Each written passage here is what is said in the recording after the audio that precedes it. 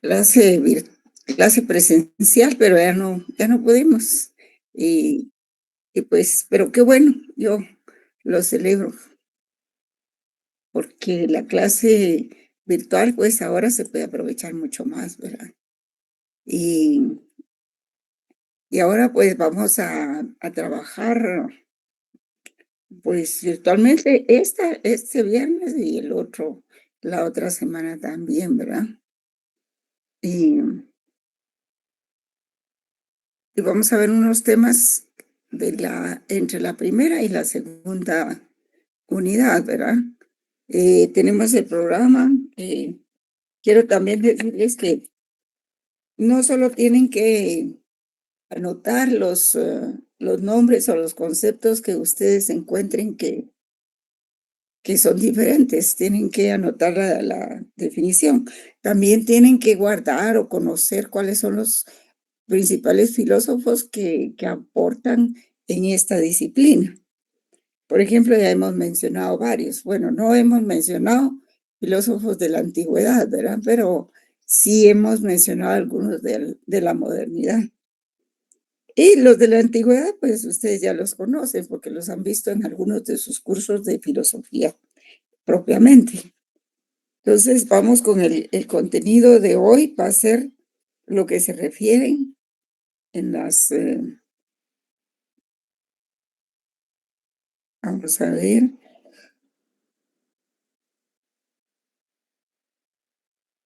estoy viendo lo que se refiere al concepto de filosofía. Ahí todavía estamos en la primera unidad, jóvenes, quiero ubicarlos. Estamos en la primera unidad. Concepto de filosofía, ubicación de la filosofía del derecho como rama de la filosofía. Estoy leyendo el programa, ¿verdad? Y las ramas de la filosofía y su aplicación en la filosofía del derecho. Bueno, ya hemos visto de ontología, lógica, ética, teoría del conocimiento, nociología, o sea, la nociología, el método, la semiología, axiología, teleología, antropología filosófica y otras. Si hay alguna duda, por favor, es momento de que la planteen para subsanar algunas omisiones que se hayan dado. Entonces, vamos a desarrollar este día lo que es el concepto de filosofía propiamente, ¿verdad? Realmente nosotros no es el concepto de filosofía, es el concepto de derecho. Y eso, pues, estaba leyendo la primera unidad, está en la segunda unidad. Es el principio de la segunda unidad, jóvenes. Entonces, la segunda unidad en el programa, no sé si lo tienen a la vista ahí en su celular o lo imprimieron. Señala que los objetivos específicos de esta unidad son que el alumno pueda conocer las diversas definiciones del derecho según las corrientes filosóficas. Jus es derecho, ¿verdad? Filosóficas, filosofía, que le permitan elaborar su propia concepción del derecho. Y para eso, pues les vamos a dar algunos elementos. Por ejemplo, el contenido de esta unidad dice análisis de los elementos de una definición del derecho, que es lo que pretendemos en esta clase. Este tema en especial es un poquito complicado. No es nada más decir, no, es que el derecho no es solo normas coactivas, es más que eso, no, hay mucho más que eso. Entonces vamos a ver el análisis de los elementos de una definición del derecho. El problema de asumir una única postura sin tomar en cuenta las críticas a cada corriente. La explicación y fundamento de una definición o concepción del derecho. Y en ese punto nos vamos a quedar, ¿verdad? Claro, a continuación ya vienen las características generales de las diversas corrientes, como lo son el justnaturalismo, el positivismo jurídico, el sociologismo jurídico, el justmarxismo, y luego corrientes contemporáneas como lo son el estructuralismo, el realismo jurídico y la escuela semiótica. Ese sería el contenido de la segunda unidad que estamos abordando el día de hoy. Y después de eso vendría nuestro primer examen parcial, ¿verdad? Aquí dice segundo, pero es primer examen parcial. Vamos a ver. Y eso es lo que va a abarcar el primer examen parcial, jóvenes.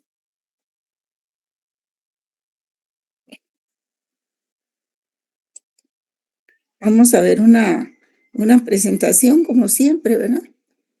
Y si hay alguien que tenga que ingresar, pues lo vamos a hacer.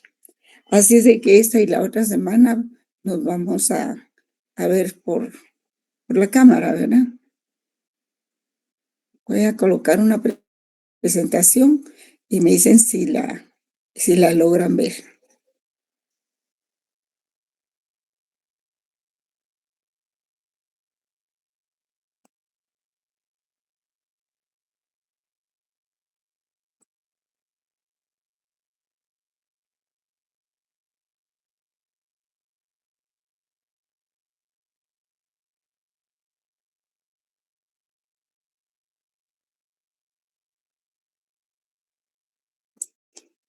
¿Ya la pueden ver? Sí, licenciada. Va, muchas gracias. Ah, pero no es esta, no es esta, perdón.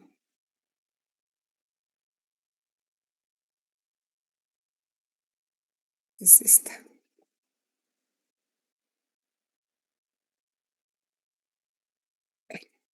Creo que este de material ya se los entregué.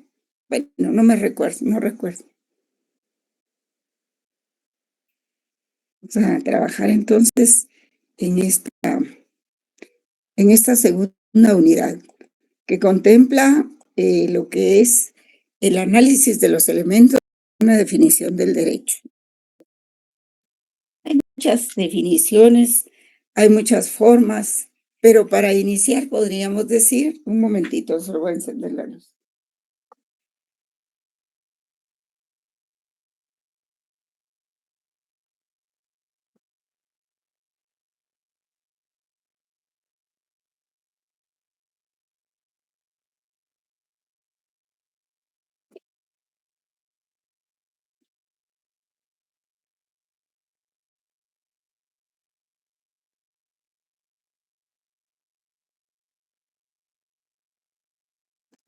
Sí, que existen algunas reglas o elementos, ¿verdad? Que, que se incluyen en una definición del derecho. Y ustedes pueden ver ahí, por ejemplo, para hacer una definición del derecho, no basta decir que el derecho es un conjunto de normas, pero atributivas y que además poseen coacción. No, hay mucho más allá que eso, ¿verdad? Y aquí tenemos en la primera filmina algunas reglas para elaborar una definición, ¿verdad?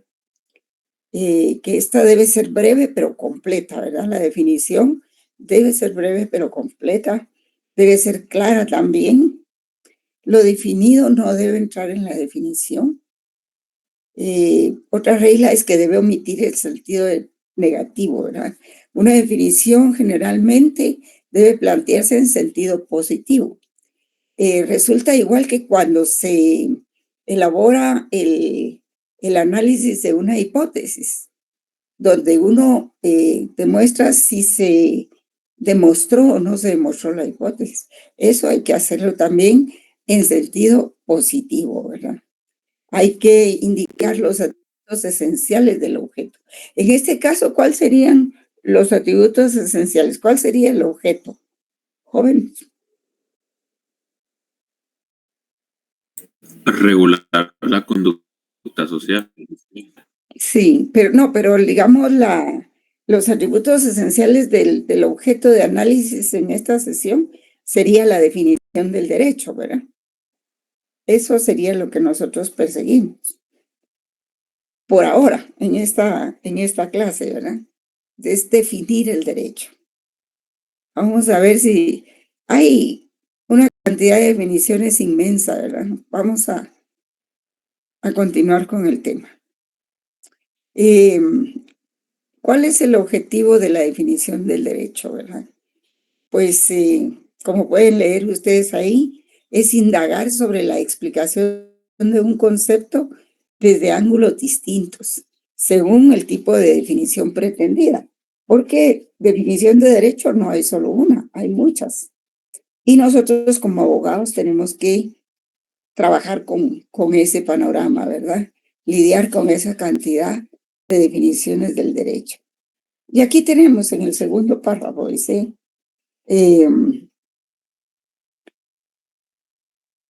hay definiciones nominales, reales, analíticas y sintéticas que persiguen rasgos distintos como su nombre y su forma de existencia o sus contenidos. O sea, hay muchos aspectos, ¿verdad? Se indaga de modo sistemático sobre la explicación de un concepto. Y esa indagación puede darse desde ángulos muy diferentes, según el tipo de la definición pretendida. Hay, entre otras definiciones nominales, como pueden ver ahí, reales, analíticas y sintéticas. Y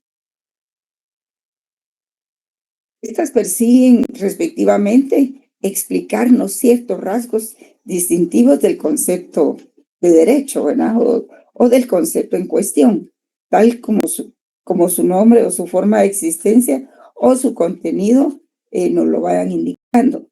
Y en este caso lo que se busca es, con la definición del derecho, no es solo precisar uno o varios de sus rasgos, sino orientarnos sobre su naturaleza, sus fines y conexiones funcionales. Es decir, llevar a cabo la transformación. Ya vienen por mí.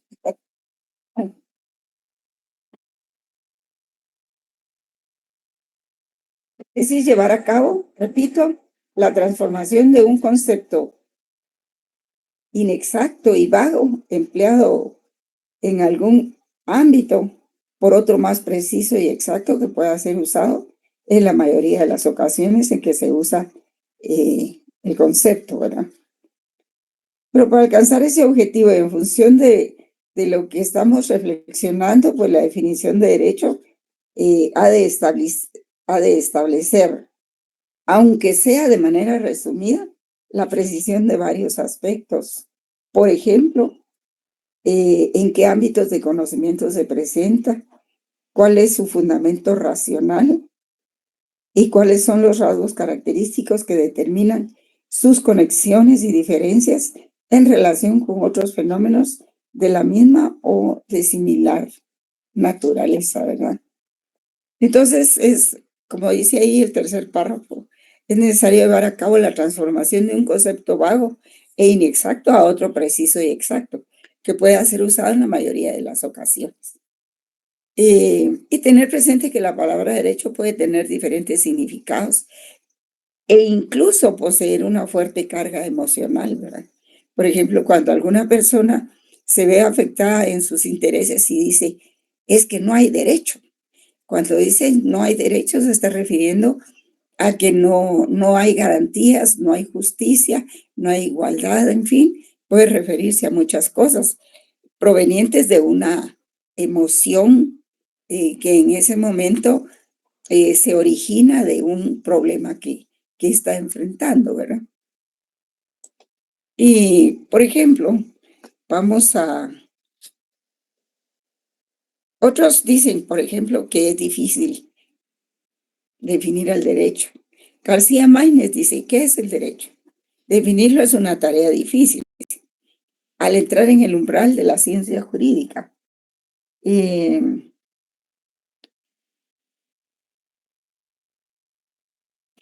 problema, pues, lógicamente anterior a los demás de la misma disciplina, es al mismo tiempo el más difícil de todos.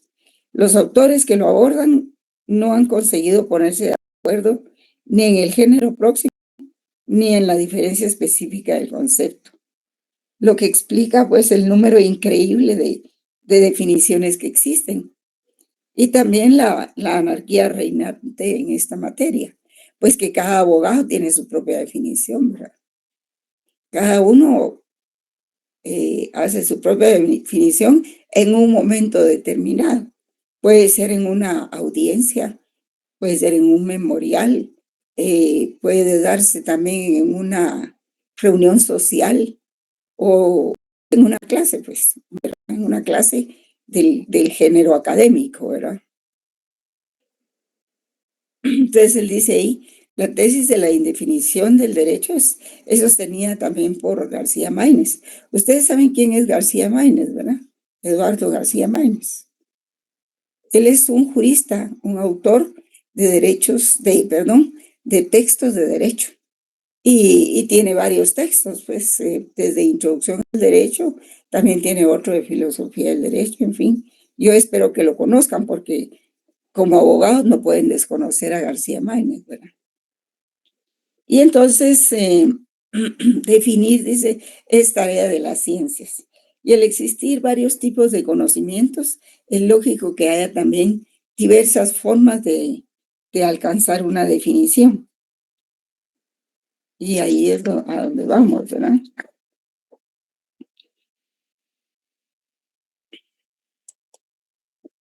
Cuando hemos hablado de Rodolfo Stammler, a ver, ¿dónde vieron ustedes a Rodolfo Stammler? A ver,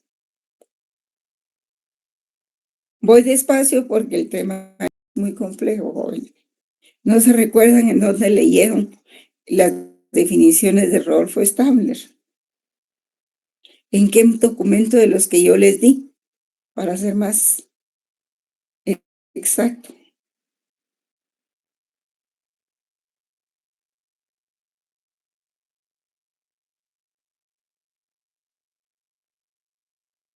Rodolfo Stammler se pronuncia en aquel texto de Máximo Pacheco, cuando él habla de filosofía. Cita también a Rodolfo Stammler, ¿verdad? Y en ese sentido, pues él dice que el concepto de derecho es una noción parcial que solo sirve para delimitar una categoría de los actos de la voluntad humana frente a otras modalidades y categorías como la moral, los dictados convencionales y el poder arbitrario. Entonces, él lo que hace es separar las normas del derecho propiamente de las normas convencionales, morales y del poder arbitrario, ¿verdad? Entonces, se trata de esclarecer el fin último, ideal que ha de informar y dirigir toda aspiración jurídica en los cauces concretos para que pueda calificarse como fundamentalmente justa. Creo que ahí estamos citando a Carlos Nino, pero antes vamos a ver, Carlos Nino es un famoso filósofo del derecho y piensa que esas dificultades parten de la adhesión a una cierta concepción sobre la relación que se da entre el lenguaje y la realidad. Y esto, dice, impide contar con una idea clara sobre los presupuestos, las técnicas y las consecuencias que han de tenerse en consideración cuando se define una expresión lingüística, en este caso la palabra derecho. Creo que la tenemos más adelante, vamos a ver. Aquí está, bien. Ahí está, ahí lo pueden leer ustedes lo que les acabo de decir. Entonces, según Nino, vigente en nuestros días está la idea platónica de la relación entre lenguaje y realidad.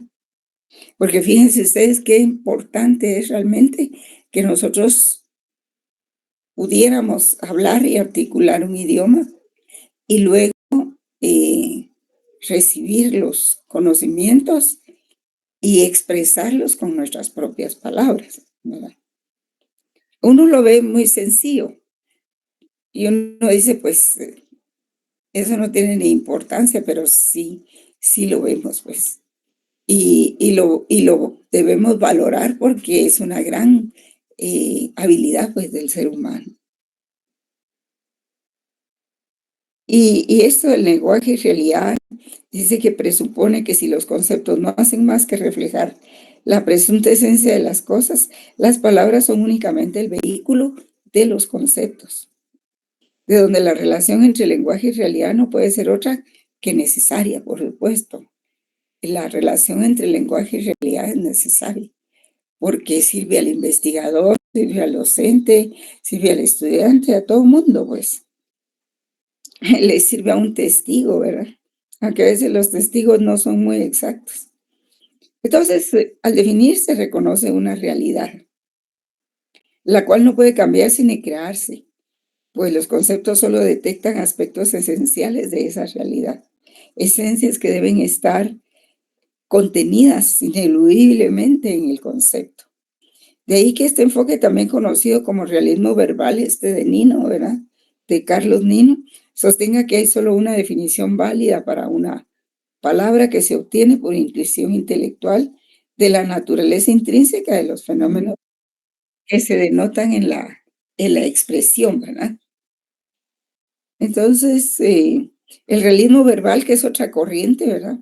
Hace del trabajo de las definiciones una tarea de simple reconocimiento de ciertos aspectos esenciales de la realidad. Pero ¿cuáles? ¿Cómo no hacer de esta labor definitoria un ejercicio intelectual sumamente subjetivo? ¿Quién posee el monopolio de la verdad para decirnos que una persona sí captó el concepto y otra no? Ese aspecto esencial de la realidad. Si captó o no captó ese aspecto esencial de la realidad. El criterio objetivo se usará para distinguir lo esencial de aquello que no lo es.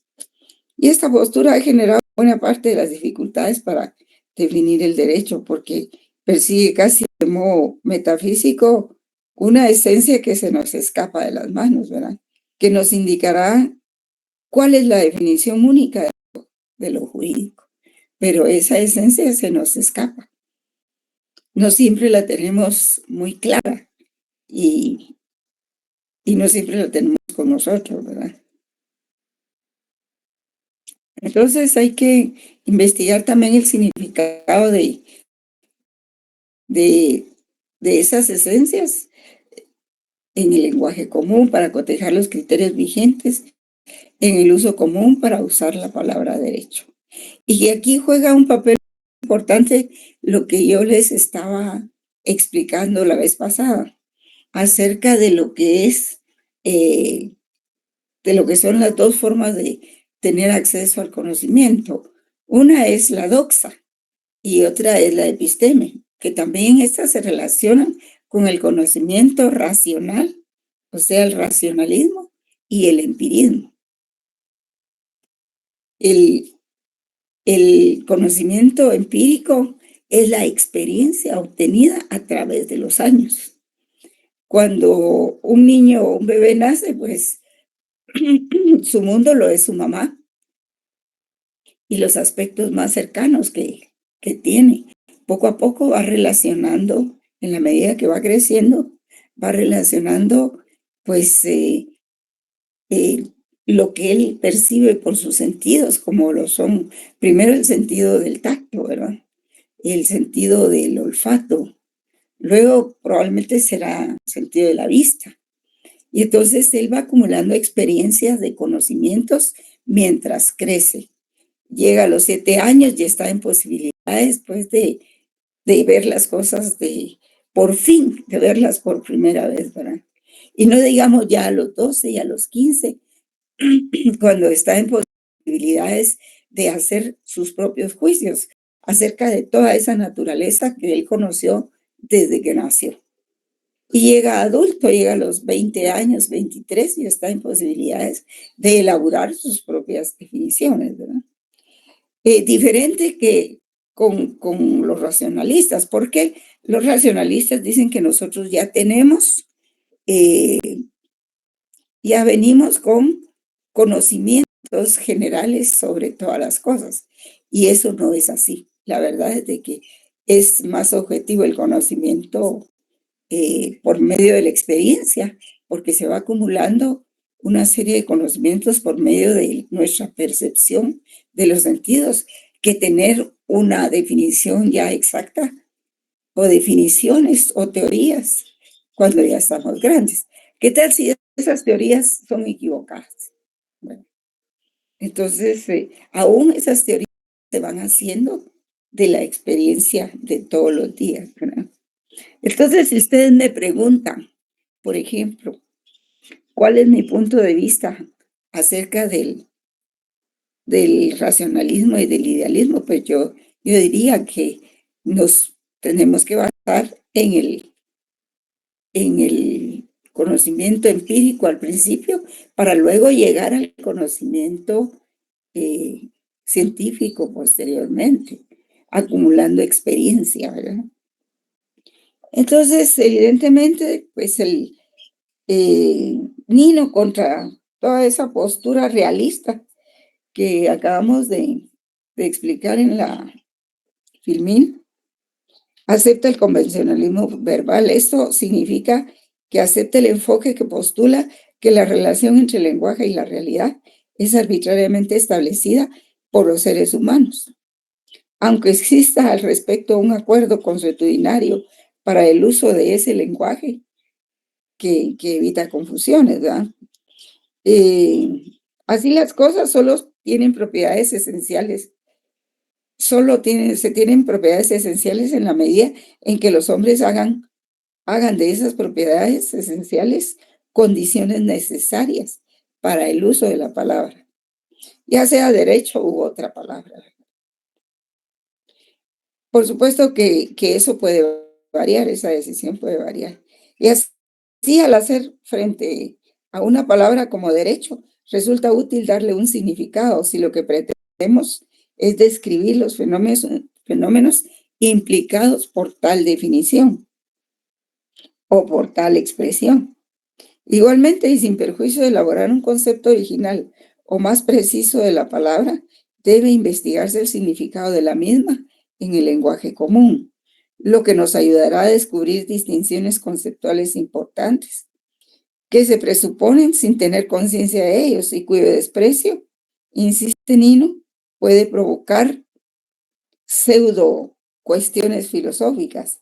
De modo que Nino dice textualmente que la caracterización del concepto de derecho se desplazará de la oscura y vana búsqueda de la naturaleza o esencia del derecho a la investigación sobre los criterios vigentes en el uso común para usar la palabra derecho.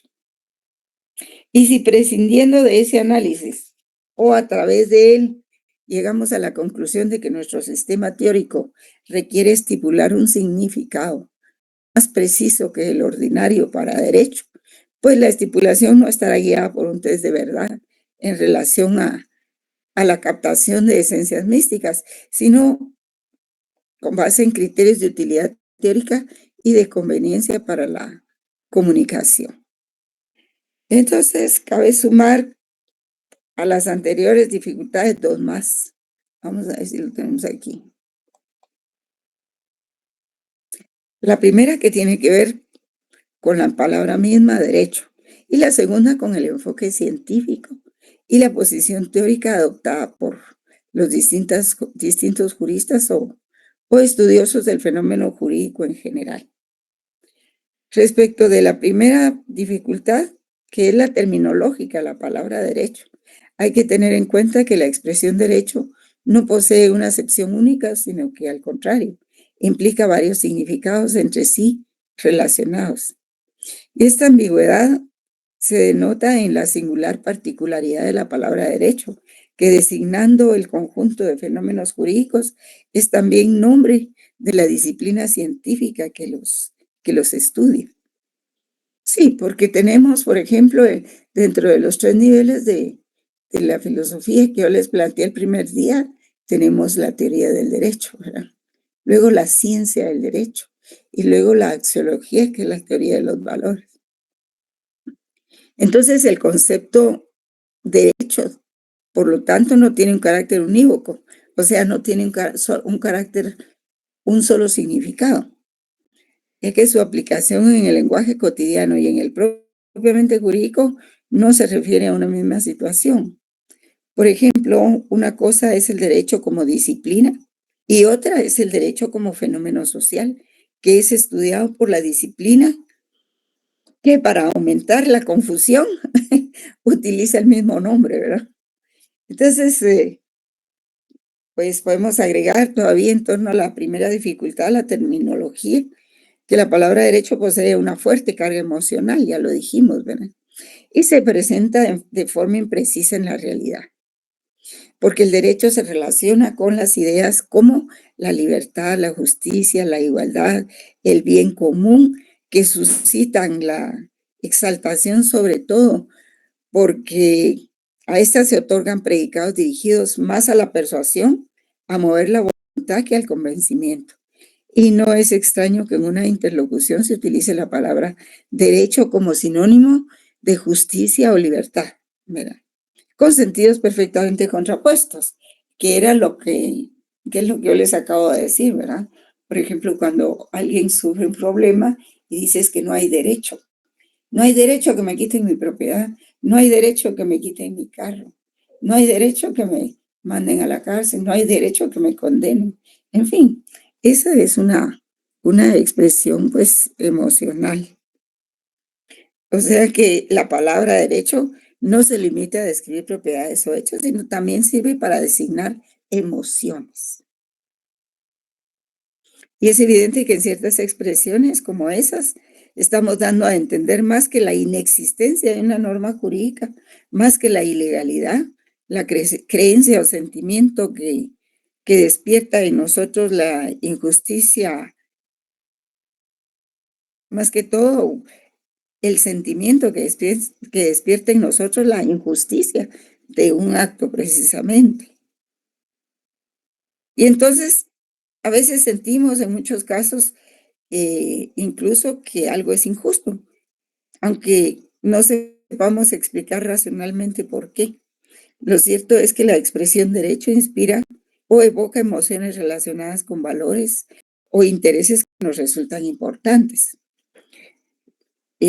Como ya se mencionó en el uso cotidiano, dicha expresión implica ideas como justicia, libertad y seguridad. Orden que también están dotadas de una fuerte carga emotiva y tienen que ver, según ya se dijo, con el valor de lo jurídico, ¿verdad? Por otro lado, la palabra derecho es ciertamente vaga, dado que no en todos los casos se presenta con aquellas propiedades que se le asignan como necesarias. Por ejemplo, la coacción es una nota singular de las normas jurídicas, o sea, es algo que pertenece a las normas jurídicas. Sin embargo, hay normas jurídicas que en los distintos sistemas de derecho carecen de esta. Y esas normas imperfectas por carecer de coacción o, perdón, y esas normas imperfectas aún contempladas en el orden jurídico no son legítimamente jurídicas por carecer de coacción o sanción expresa, sino que son legítimamente normas del derecho, aunque no tengan, no conlleven una coacción. O sea que la coacción no es lo único que caracteriza a la norma jurídica, ¿verdad? Entonces, ya vamos a ver cuáles son.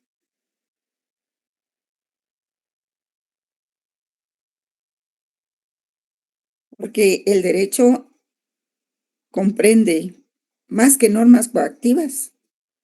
Y por eso la expresión derecho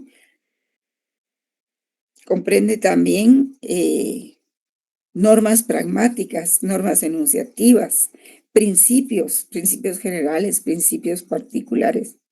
Es decir, que esas normas de suyo carecen de sanción específica. No obstante, se encuadran en un ordenamiento jurídico coactivo concebido como un todo. Por ejemplo, veamos el Código Penal. El Código Penal se caracteriza por su coacción.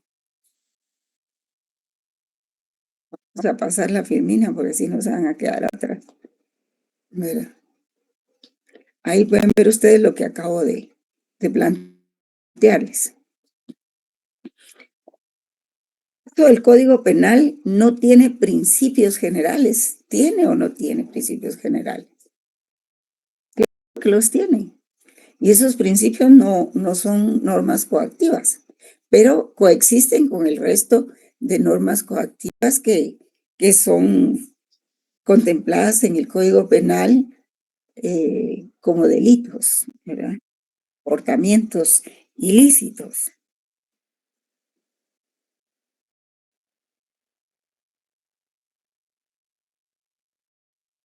Entonces, no sé si ya vieron esa filmina. ¿Están en la clase o no? No oigo a nadie. Sí, licenciada, sí, ya la vimos. Sí, licenciada, se Sí, ve. porque he hecho varias preguntas y nadie me contesta. Luego estaré dando clases solita yo. Entonces, queda demostrado que los sistemas jurídicos entonces no solo están constituidos por normas coactivas, sino por otra clase de normas ya está por principios, ¿verdad? Y por ejemplo, los autores Herbert, Herbert Hart y Ronald Working, pues han desarrollado este tema, ¿verdad? Hart desarrolla la idea de que los sistemas jurídicos están constituidos por diversas clases de normas. Vamos a ver, por diversas clases de normas, ¿verdad? Primarias y secundarias le llaman a él. Digamos que las primarias, pues prácticamente son las constitucionales y las normas secundarias, pues son todas las normas que desarrollan la Constitución, sí, la norma constitucional.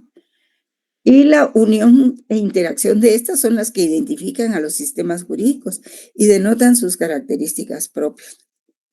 Las reglas secundarias cumplen con la tarea de identificar a las reglas o normas primarias de obligación, ¿verdad? Y la principal de aquellas es la denominada regla de reconocimiento, que podría definirse como el criterio utilizado por funcionarios jurídicos modernos, como que incluyen una constitución escrita, o sea, son las normas constitucionales. También la sanción por una legislatura y los precedentes judiciales, porque realmente vean, jóvenes, quienes están haciendo derecho, pues son los jueces que tienen que resolver cada caso, ¿verdad? Algunos correcta y otros incorrectamente, por supuesto, ¿verdad? Entonces, Hart también identifica como reglas secundarias a las reglas de cambio que establecen los procedimientos de creación, modificación y derogación de las normas, y a las reglas de adjudicación que establecen los procedimientos para los supuestos de violación e interpretación de las normas. En suma, concluye este autor Hart que si bien el derecho está formado por normas coactivas de conducta principalmente, ni todas prescriben necesariamente una conducta, como las que confieren poderes o atribuyen derechos, ni todas son coactivas, como las reglas de cambio de adjudicación, ¿verdad? Y alrededor de eso gira la explicación de Hart. Tamayo dice que lo importante no es preguntar qué es el derecho, es más razonable preguntarse por el objeto de la expresión derecho, cuyo punto de partida es el uso que se hace de la expresión derecho, y poner atención en cómo se usa para ver qué se nombra. Eso también es cierto. Hay que poner atención a eso. Vamos a ver. Luego viene aquí Atienza, pero creo que todavía tenemos algo más de que eso, ¿verdad? Porque este se refiere un poco a la segunda unidad. Vamos a ver. Sí, aquí tenemos otros filósofos que también definen al derecho, ¿verdad? Luego de leer la definición de Rolando Tamayo, vamos a ver lo que dice Atienza. Manuel Atienza es un filósofo que tiene más de 50 años de dedicarse a la filosofía del derecho, y él sigue dando sus clases, sus conferencias acerca de lo que es la filosofía del derecho, ¿verdad? Él dice que el derecho no es un fin en sí mismo, ni tiene carácter natural, más bien es un instrumento de invención humana que debemos moldear y utilizar inteligentemente para alcanzar propósitos que van más allá del derecho. Por ejemplo, alcanzar la paz, cierta paz. Y este es un fin teleológico, ¿verdad? O sea, el fin teleológico, y me extraña que no me hayan preguntado qué es teleología, pero como no me lo han preguntado, yo no se los he dicho. Teleología es la ciencia que busca los fines no inmediatos, sino mediatos, lo que está más allá de lo que tenemos enfrente. Tele lejos, logos es ciencia. Entonces, estos propósitos son importantes importantes. Miren ustedes, por ejemplo, ahorita que está la paz que se está negociando entre Estados Unidos y Rusia, y aparentemente también Ucrania, ¿verdad? Y ahora los países de Europa piden estar presentes porque ellos también dieron ayuda para, para Ucrania, entonces ellos también quieren estar presentes y no que los protagonistas sean solo el presidente de Estados Unidos y el presidente de Rusia, ¿verdad?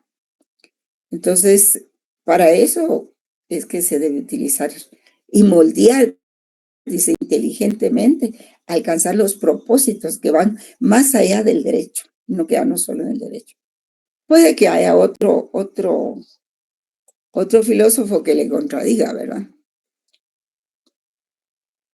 Entonces, creo que no, aquí no tenemos a Working, vamos a ver. Working, nos faltó. Entonces, Working, por su parte, considera que el derecho no es solo un sistema de normas, sino de principios. O sea, él le llama cartas de triunfo social, que son jerárquicamente superiores y por lo tanto se imponen a otras demandas jurídicas, políticas o éticas con las que pudieran entrar en conflicto. ¿Qué horas son? Bueno. Y estos principios son desarrollados por las sociedades y los profesionales del derecho a lo largo de la historia.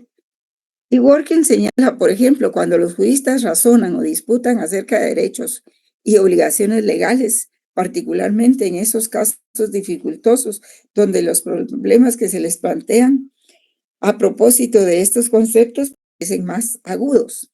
Hacen uso de pautas que no funcionan como normas jurídicas, sino funcionan en calidad de principios, directrices o normas de otra clase, ¿verdad? Por ejemplo,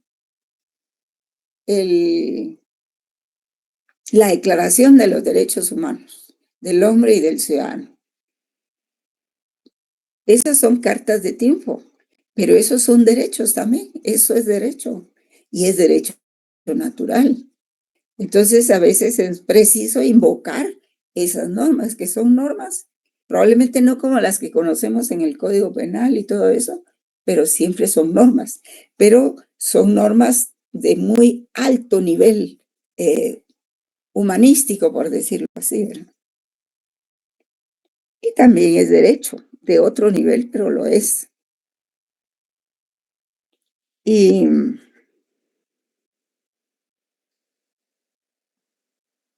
que entonces podemos decir que lo jurídico abarca distintos ámbitos de la vida social. Es lógico de que su estudio se ocupe en distintas ciencias sociales, como lo es también que a cada ciencia social le importará un aspecto especial de lo jurídico, ¿verdad?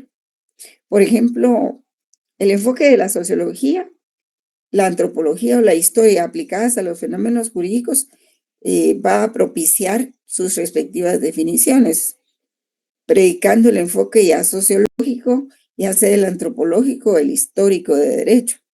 ¿Y dichas definiciones variarán? Pues sí, varían, ¿verdad? Pero eso nos lleva a concluir que el enfoque teórico condiciona la definición del derecho que se pretende formular. Y la postura teórica, pues, es asimismo determinante y también condicionará el contenido de la definición. ¿Por qué? Cada ciencia social comprende diferentes corrientes de pensamiento, por supuesto, distintas posiciones teóricas que no son otra cosa que construcciones intelectuales que pretenden explicar desde sus hipótesis el fenómeno o fenómenos de que se ocupan, utilizando presupuestos similares, análogos y hasta contrapuestos. Al igual que como sucede con la ciencia jurídica, la sociología, la antropología y la psicología implican múltiples posturas teóricas que en función de sus propios presupuestos teóricos definirán, en este caso, al derecho. Pues sí. Si le preguntamos a un antropólogo qué es el derecho, nos dará su definición, poniendo de manifiesto, pues, el aspecto antropológico. ¿verdad? Y lo mismo sucede con un psicólogo, un sociólogo. Muchas de esas definiciones coincidirán en algunos rasgos o diferirán diametralmente, ¿verdad? Según tendremos ocasión de ver en posteriores. Vamos a ver otros ejemplos. Pues lo que sí podemos concluir es que no solo el enfoque científico, sino la postura teórica o cada postura va ponderando más algunos aspectos que otros, ¿verdad? Y lo que va a influir determinantemente en la definición del derecho. Y esta definición delata la posición teórica, obviamente, que ha condicionado el concepto o predicado del concepto en cuestión. Como decía el doctor Rodolfo Vigo en la presentación, en el video que les puse, ¿verdad?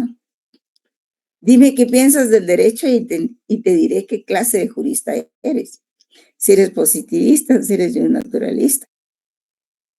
Pero eso todavía es temprano para ustedes. Entonces, el origen de la gran diversidad de definiciones del derecho dentro del derecho está estrechamente relacionado, según se puede entender ahora, con la postura teórica adoptada por quien expone la definición respectiva, ¿verdad? Pues eso se debe a que las distintas doctrinas que estudian el fenómeno jurídico analizan uno o varios aspectos, para ellas principales de su manifestación. Sí, porque el positivismo jurídico pone de manifiesto lo que es la ley escrita, por ejemplo, distinto del naturalismo. Y puede suceder también que esas doctrinas enfoquen ciertos aspectos de ese mismo fenómeno que les parezcan lo más importantes o esenciales. Y la raíz de esa disquisición, por decirlo así, o de ese disentimiento, como lo dice Villoro Toranzo, otro famoso filósofo, se debe a que se han propuesto nociones del derecho que resaltan un aspecto del mismo o niegan, o por lo menos disminuyen la importancia de los demás aspectos. Y el porqué de este fenómeno, de por qué esta unilateralidad, por decirlo así, de los puntos de vista, pues eso hay que buscarlo en las filosofías que defienden los juristas, los diferentes. Ahora, no es lo mismo filosofía del derecho para filósofos que filosofía del derecho para juristas. Para juristas es diferente, ¿verdad? Entonces, la búsqueda de una sola definición adquiere caracteres de un caos conceptual y hasta de prueba contundente respecto de la esencia del derecho. Y todo eso se muestra equivocado, resulta fácil explicar y justificar que cada escuela o ciencia analice el fenómeno jurídico desde las aristas que racionalmente les parezcan más trascendentes. Sin embargo, ello no significa que estas aristas sean las únicas importantes del derecho, que esa posición sea excluyente o definitiva en relación con otras. Esta circunstancia, pues, denota que los logros científicos, tanto en las ciencias sociales como en las naturales, son producto del análisis constante y no dogmático de las distintas facetas de los problemas que plantean, procurando de esa manera pequeñas o grandes contribuciones que permitan alcanzar más que verdades absolutas, posiciones superadoras de otras en la escala infinita del conocimiento humano. Es decir, que el derecho, y de ahí buena parte de las dificultades de su comprensión y definición, no se manifiestan unívocamente, o sea, no tiene un solo significado, ni en lo terminológico ni en lo epistemológico, ya que su naturaleza es variada y compleja. Vamos a ver un poquito aquí las. Sí, aquí dice Atienza los enfoques sobre el derecho. Dice, hay uno estructural, que es el que estudia el normativismo jurídico propiamente, el funcional, que es el que estudia el realismo jurídico, lo que se da en la realidad, ¿verdad? Hasta ese aspecto emocional de que yo les hablaba. El valorativo, que es el derecho natural, son los valores del derecho, la justicia, el bien social, la seguridad jurídica. Y la técnica, ¿verdad? La técnica que es la que estudia, pues, la forma como se realiza el derecho, que se incluye dentro de ella la argumentación. O sea, aunque una de las partes de la técnica es la argumentación jurídica. Y el derecho, pues, es una técnica cada vez más compleja, pero siempre notablemente deficiente para la resolución de los conflictos sociales, porque ¿qué es al final lo que persigue el derecho, jóvenes? ¿Cuál es su fin teleológico? A ver si entendimos ahora. ¿Cuál es su fin teleológico, jóvenes? La búsqueda de la verdad, licenciada, considero yo. Sí, la búsqueda de la verdad, ¿verdad? Pero también es la búsqueda de la paz, ¿verdad? La resolución de los conflictos sociales. Esos son sus fines teleológicos, o sea, los fines que están más allá de todo. Entonces, estamos ante una realidad que nos presenta como fenómeno único el derecho, pero que tiene un contenido complejo, tiene una forma multidimensional. Y entonces negar el contenido complejo del derecho, porque en la realidad se manifiesta como un todo, es en buena medida causar confusiones, ¿verdad? Y si el derecho es un todo de contenido complejo, como cualquier todo que se traduce en dimensiones distintas, pero complementadas, unidas, entrelazadas en lo fundamental, es claro que toda esa complejidad dificulta su comprensión, pero de ninguna manera la hace imposible, ¿verdad? Si nosotros discriminamos y ordenamos con cuidado los datos que nos aporta el acercamiento empírico y profesional, podemos concluir que el derecho se manifiesta como un todo multidimensional, complejo, del que se advierten tres aspectos distintos y complementarios, a saber, ¿verdad?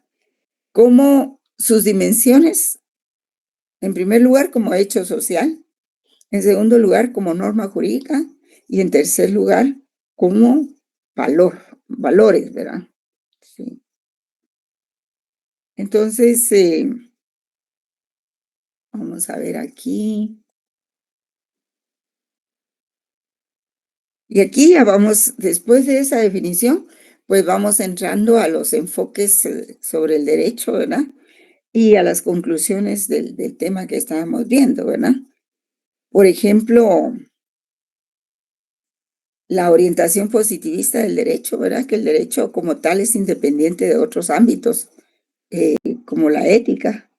Aquí vamos a ir con la orientación formalista, que se relaciona con la orientación positivista, la forma del derecho, ¿verdad? Pues esta concepción tiende a buscar los fundamentos de la lógica jurídica, que tiende a una axiomatización de la ciencia del derecho. O sea, a buscar los axiomas, aquellos que nos decía este autor García Máinez, ¿verdad? Bueno, la verdad que los axiomas provienen de la lógica jurídica. Yo los invito a que hoy, después de clase, busquen los axiomas de la lógica jurídica. Y para orientarlos les voy a decir el primero, el de identidad, ¿verdad? Búsquenlos, por favor, para poder adentrarse más en el tema. También está la orientación historicista del derecho, pues es el origen de las normas jurídicas. La orientación naturalista del derecho, que puede ser comprendida en función de los postulados capitales del naturalismo, como el valor intrínseco del derecho, que es la justicia, ¿verdad? Y la orientación teológica del derecho, que coincide con las posiciones referidas a la religión y a las deidades, ¿verdad? Está la orientación axiológica también del derecho, que la ciencia del derecho se basa en la teoría del valor, ¿verdad? Ahora,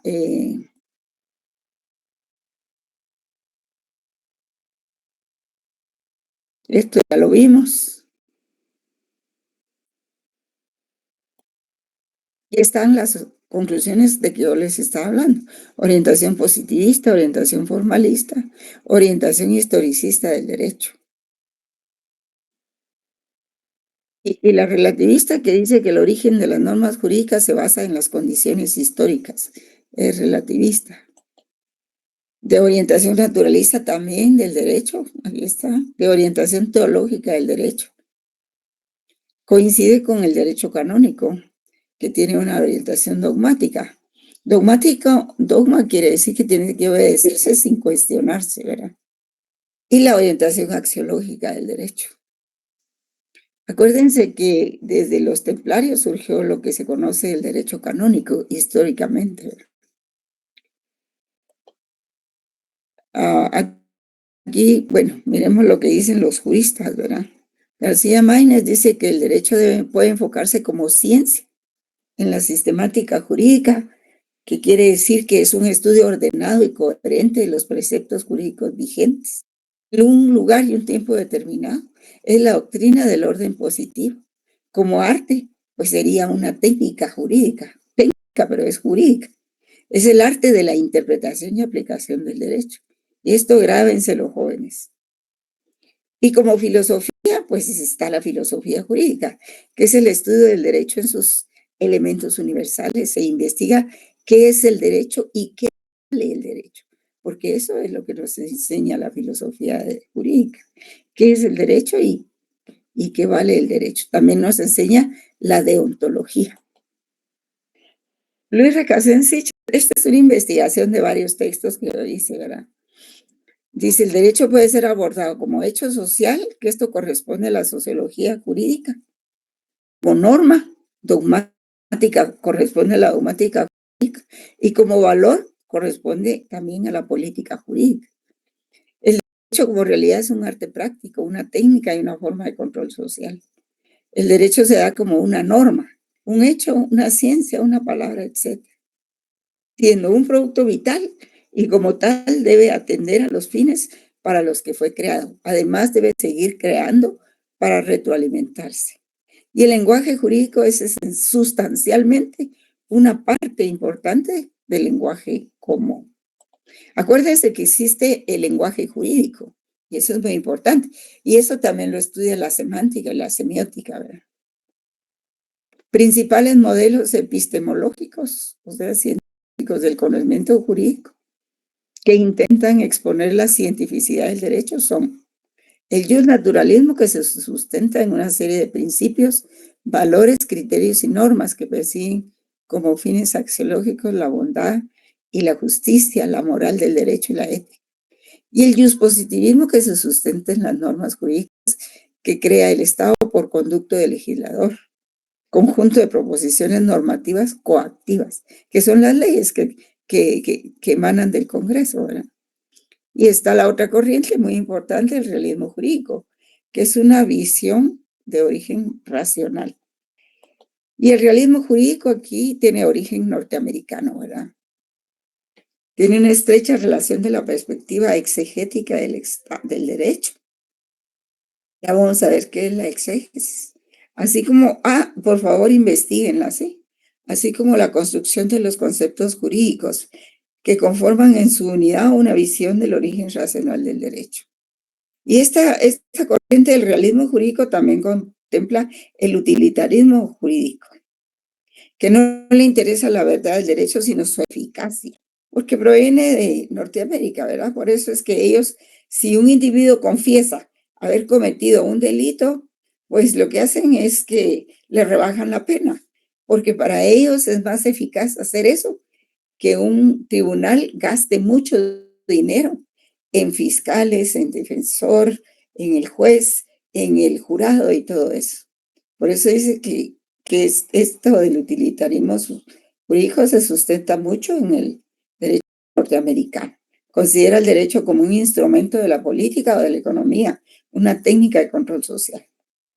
Tenemos la Escuela Libre del Derecho también, contraria a la exegética, que surge como oposición a la dogmática y conceptual de la materia jurídica, así como contrario a la corriente exegética del culto a la ley, porque eso es la exégesis, ¿verdad? Es el exagerado culto a la ley. Hay gente que no puede hablar de problemas, sino solo desde la perspectiva del derecho, nada más, como si solo eso existiese, ¿verdad? Como si no existiese la justicia.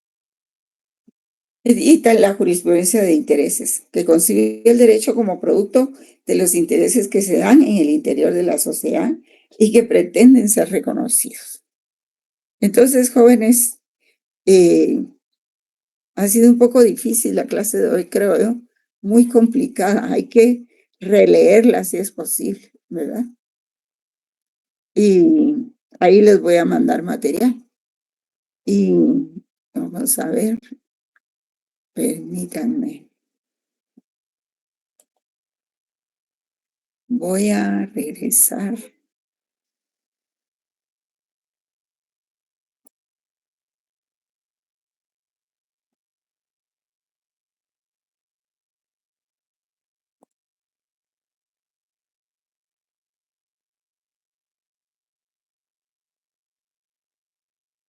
¿Cómo hago para regresar a la clase, jóvenes? Ah, aquí está. Aquí está, se me había. Ahí estamos. Entonces, vean ustedes que no es fácil definir al derecho. Es sumamente complejo. Pero el abogado que maneja todas estas aristas sí entiende lo que es la filosofía del derecho. Yo quería hacerles un anuncio que no sé si, que tenemos la colaboración de un profesor auxiliar. Él está aquí presente con nosotros y se llama Kimber Martínez. Así es de que él también da clases en la Universidad de San Carlos y pues nos va a apoyar en lo que, se pueda, ¿verdad? En lo que podamos molestarlo y él pueda auxiliarnos. Así es de que ahí lo tenemos, aquí está el, el profesor, aquí está. Buenas tardes, jóvenes. Ahí está. Sí. Buenas tardes, mucho gusto a todos. Lamentablemente, pues no hemos tenido la oportunidad de tener una clase presencial, pero Sí. me presento. Ahí pues tal vez me han visto en la clase de mercantil para los que lleven el curso y estoy encantado en poderles ayudar en lo que necesiten. Si tienen algún